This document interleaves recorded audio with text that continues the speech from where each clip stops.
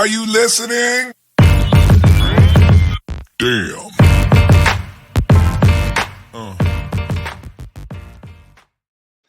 What's going on? What's going on? It's your boy Isaac, aka the Iceman of the Under No Conditions podcast.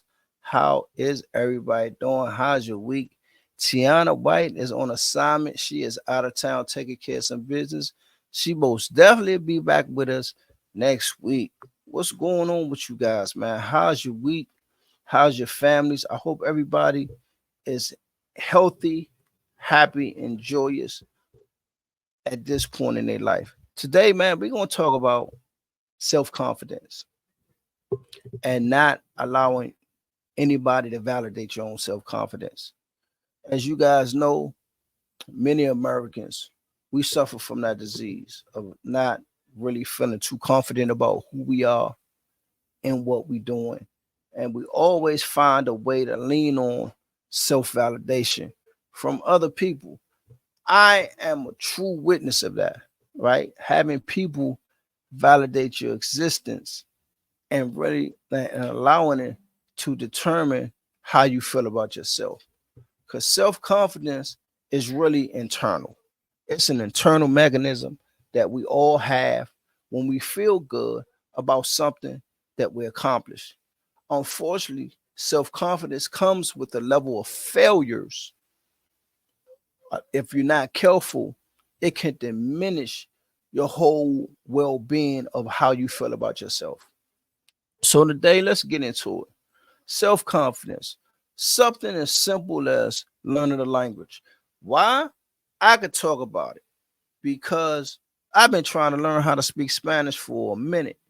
And every time I get started, I stop. I get frustrated. I become irritable. However, I continue to pick up the book and I continue to move forward. And a lot of times for me, through that frustration is a lesson. So for me, what is the lesson for me? Why is it so difficult for me to learn how to speak another language? Is it really because I really don't want to speak another language? Or am I not patient enough to understand, the process that I'm gonna really have to go through to get to where I'm going? So once I understood that it was a process and the process has steps, and in the process, I'm gonna have to continue to go over these steps so I can not master, so I can feel comfortable enough to get to a point where I can start really speaking the language. You realize things get better. Another example, you on a job, you come into a job, you have some applicable skills, but you're going to a job and you're learning a new task. And you're in a situation where you're the new kid on the block and really nobody knows you. However, you might be in a situation or position where your co-workers may not be willing to reach out to assist you so you could get where you need to be. So now when you run into that situation, that happens, at jobs all the time. When you run into that situation, you got to put your feet down, you got to keep your head up, and you know what? And you're going to have to really, really pay attention. However, in that process of paying attention, how are you building self-confidence? Self-confidence sometimes comes with asking the right question at the right time. Sometimes self-confidence comes with asking a stupid question at the right time. However, no matter what question that you ask, it's really not a stupid question. But in that process, for me, what I've learned is that I also have to depend on my own personal abilities when it comes to self-confidence. Let me sit down, let me be patient, let me listen, let me see, let me learn when to ask the right questions at the right time. Let me learn when not to ask the right questions at the right time and pay attention and apply those applicable skills to the new thing that I'm willing to learn. And many times for me, I like to pay attention. because what I've learned in the process for me in developing my self-confidence, even if I'm around people that aren't willing to teach me, if I learn how to listen and I keep my mouth closed, I will learn everything that I need to learn with patience. And this won't allow me to have self-validation from people around me that's telling me, oh, Isaac, you're doing a great job. Oh, Isaac, you're this. Oh, Isaac, yo, you the number one employee. I'm really not big on that. I'm really big on just continuing to work on my craft and allowing my work to speak for itself. Now, this way it gets a little tricky for a lot of us. We can feel like we're doing the best job that we possibly can. It don't matter what occupation you in, but there's always going to be somebody that's going to feel like you're not doing as well as you should be, you're not doing good enough, or you just garbage. Now, when it gets to that point, you got to make a personal inventory of yourself. Now, let's say that does happen, and you got that one person that's already always criticizing what you do. But in the spectrum of the whole performance issue at work, nobody else is complaining. Everybody's seeing you putting the effort. You doing your job. You understand what I'm saying? And you seeing self progress within yourself. At that point, you got to tune some things out. You got to be like, now it's time for me to understand who I'm dealing with at that process and be like, you know what? That's who that person is. I'm gonna focus on what I need to do. I'm here to do a job. I'm not here to make friends. And a lot of times, a lot of people fell in that area. They get in situations where they're around people. Sometimes in that process of really developing self-confidence, you got to realize that everybody don't have your best interests. How about that? No matter what you do, 8 out of 10 people are not gonna have your self-interest, right? They're gonna talk down to you. They're gonna say you're inadequate. They're gonna tell you about all the other failures that has happened in that situation. If you do this, what's gonna happen? They're doing that. They're gonna do all those things. However, you gotta keep your feet down. You gotta keep your head up, and you gotta stay focused on the task at hand. The task at hand is not only learning, listening, and understanding, but you know what? Giving yourself an opportunity to put yourself in a position where you feel like, you know what, I can do this. And that's where self-confidence, comes to play.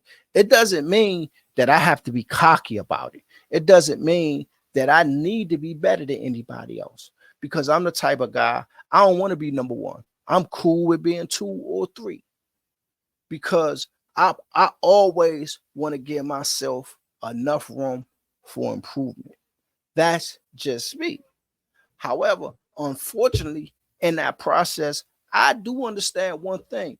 There are a number of failures, there are a number of trials that I'm going to experience that I'm going to have to take a look at, and I'm going to have to look at the lessons that's processed through those failures. And sometimes you can take them as a grain of salt, but many times you have to really sit down and look at them, understand the failures, and understand, you know what? Yes, I could have did this better. Yes, I could have slowed down and done this. However, in that process, I'm not going to let that diminish my self-confidence. I'm not going to allow how you feel about me diminish my self-confidence, because I always understand the one thing about me. Everybody in this world brings a set of skills somewhere, and that's where you got to dig in deep and understand who you are and what you're about, what you're capable of, what are your weaknesses, what are your strengths. You know what I'm saying? What are some of the things that you dislike about you in the process of you doing your job? What are some of the things that you know that you like as far as you is concerned when you're doing your life? When you're doing a job, nobody's ever perfect. So always remember that. And always remember, no matter what type of job you do, what type of relationships or friendships that you develop. You're going to have weaknesses and you're going to have strengths. You work on your weaknesses, one weakness at a time, and you continue to develop and improve those strengths. That way, with the self-confidence, you can have this thing called balance in life, because every day is going to be different. Life is going to bring many trials. It's going to bring many circumstances. You're going to have days where you feel like you're not at your best. But when you don't feel like you at your best, that's when you got to be your best. That's when you got to be your best, and be your best at the top of the food chain. That's what I said. When I don't feel like doing something, that's when I know I got to do it. When I feel like, okay, I'm really not in the mood to take on this task. I'm really not in the mood to deal with this situation. I'm really not in the mood to talk about what I'm going through. That's when I know, personally for me, that's when I know I have to do it, and I have to do that for me. And it's important that I do it, because in those processes, once again, I continue to learn the lesson. I continue to fight through whatever I'm fighting with internally at that point in time to keep me moving forward. And for me, that's really important. Notice, recognize, and acknowledge the person that you are, the person that you used to be, and the person that you want to become. All those things is going to manifest, and they're going to play a part in everything you do, and it's going to play a part in how you build self-confidence within yourself, because it's an internal self-confidence. It's internal. Nobody can give it to you but you. It's like self-confidence and being happy. They like cousins, right? Nobody can make you happy. If you're not happy with yourself, then nobody can do that. So in building self-confidence, it has to be internal. I have to feel good enough about what I'm accomplishing and what I'm doing. And understand this, in that process, you're going to fall short. You're not going to always be perfect. It's not going to always be a good day. However, you got to get up. You got to keep your feet planted. You got to keep your head high, because once again, that will help you, and it will teach you, and it would allow you to continue to build on that internal trigger that helps you develop self-confidence. So I just wanted to come on here today real quick and just talk a little bit about that, and really helping you guys understand it's important that you believe in yourself. And believing in yourself is not always going to be the successes that you want for yourself. And second, don't have expectations of people. Even if you have expectations of people that you may have yourself, people will fail you. Learn how to meet people where they are. Me personally, I give everybody a 5. Whether I meet you for the first day or if I've been dealing with you for a week, it's up to you to go from 5 to 10 or from 5 to 0. I don't dictate that. I don't determine that. I meet you where you are. And in the process of building self-confidence, and when you're dealing with people, never forget that people will teach you how to treat them.